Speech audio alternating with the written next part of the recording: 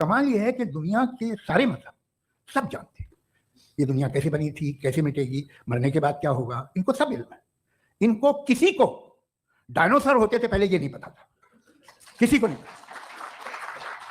किसी भी दुनिया की मजहबी किताब में डायनासोर का जिक्र नहीं है। आपने कहा कि किसी मजहबी किताब में डायनासोर का जिक्र नहीं है। अफसोस कि आज तक किसी मैथमेटिक्स की किताब में मुझे डायनासोर का जिक्र नहीं मिला। तो इसका मतलब मैथमेटिक्स की किताब बेकार है? नहीं, उसका वो टॉपिक नहीं है। रेवलेशन का और मजहबी किताबों का टॉपिक ये नहीं है कि आपको आके बताए साइकिल कैसे बनाते हैं या आकर ये बताएं कि जो है डायनासोर कब था। वो तो मोरालिटी सिखाने आया है, गॉड के बारे में बताने आया, नॉन फिजिकल रियलिटी की हकीकत को सिखाने के लिए आया। रिलीजन साइंस को रोकता है? नहीं रोकता। अगर रोकता है तो गलत करता है। रिलीजन साइंटिज्म को रोकता है, जिसमें हमारे जावेद साहब मुब्तला। साइंस और साइंटिज्म में फर्क है।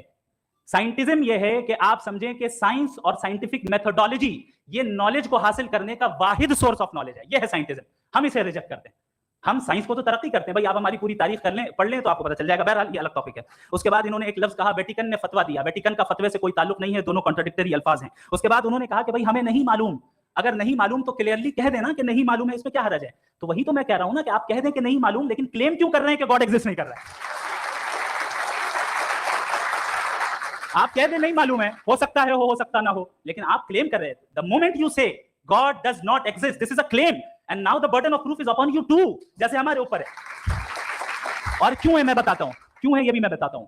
फिलोसॉफिकली जो क्लेम होता है ना, सिर्फ ये नहीं होता कि इंसान कहे पॉजिटिव क्लेम करे और नेगेटिव क्लेम करे तो बर्डन ऑफ प्रूफ नहीं है। आप मिसाल के तौर पे मैं कहूं कि फुला उस कमरे में कोई नहीं है, मैंने एक नॉलेज का क्लेम किया है।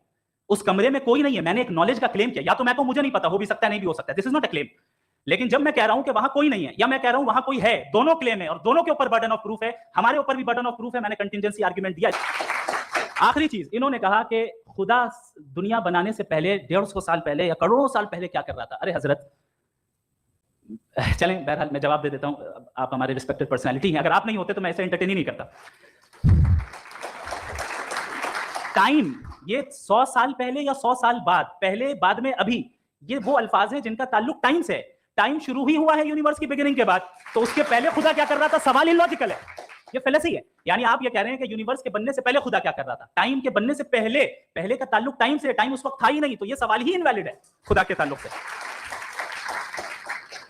दूसरी चीज, आर्ग्यूमेंट ऑफ कंटिजेंसी जो मैंने आपके सामने पेश की है, आपने बार बार ये प्रूफ किया और ये कह रहे हैं कि गॉड ऑफ गैप्स। देखिए पहले नहीं मालूम था, साइंस ने कर दिया। सिंपल की मिसाल से मैं समझा देता हूं। जिस गैप्स की आप बात कर रहे हैं ना, साइंस उन गैप्स को जिन चीज के जरिए भी प्रूव करेगा वो कॉन्टिजेंट ही होगा। अब चाहे वो फोर्स हो, मैटर हो या एनर्जी हो। लिहाजा सवाल हमारा उस वक्त भी वैलिड होगा जब तक कि आप नेसेसरी बीइंग पे ना आ जाएं। और इन्फिनिट रिग्रेस पॉसिबल नहीं है of causes in practical world, तो जाहिर है कहीं रुकना पड़ेगा, जहां रुकेंगे वही खुदा है। दूसरी चीज, आपने ये कहा, क्या कह रहा था मैं इस point? What? Oh no, after that, just now. हाँ, जहां रुकेंगे वही खुदा है। बहरहाल तो टाइम का जिक्र हो गया, गॉड ऑफ गैप, सॉरी या इसकी एक मिसाल आप ले लें।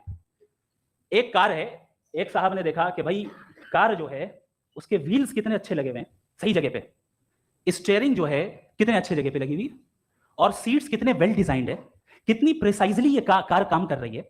तो जरूर कोई ना कोई इसे क्रिएट किया है, किसी ने क्रिएट किया है। अब जावेद साहब आए और कहे अरे जनाब बोनेट खोलिए, इसमें इंजन है, इंजन इस कार को चला रहा है, hence prove no one has created the car. This is illogical, this is irrational. आपने इंजन के जरिए उस गैप को तो साबित किया, लेकिन क्या उससे कार की जो क्रिएशन है और उसका जो क्रिएटर है ये इंपॉसिबल हो जाए? ऐसा पॉसिबल है?